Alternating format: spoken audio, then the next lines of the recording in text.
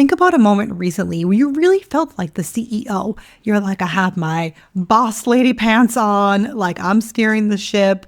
I'm making decisions for my business and I'm choosing what mattered, feeling really grounded. I'm the person in charge, right? Picture that. Like, have you come up with an example? Now flip it. Can you think of a moment where you felt more like an employee? Like maybe you were reacting to something, responding to these urgent requests, moving from task to task, maybe even feeling a little resentful or exhausted, like the business was running you instead of the other way around. Have you had a time in your business when you have felt like that? Now just notice, right? At this stage, just notice what comes up. We're not judging, we're not fixing anything. And so I bet that you have felt these moments.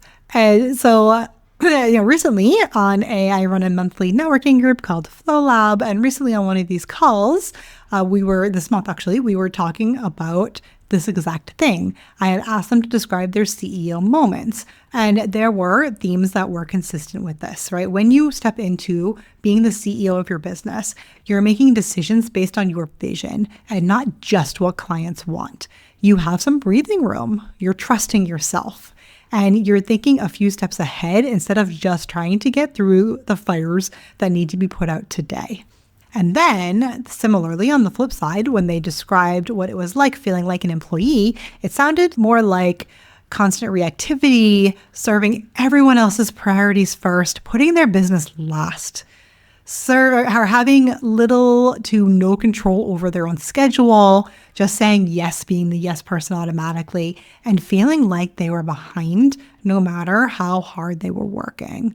But the interesting part is that before we even started talking about what to do differently, we had to talk about some of these blocks that they were having, right? Because a block is not like tactical, okay, I can change this, do this, whatever. This block they were having was more identity based.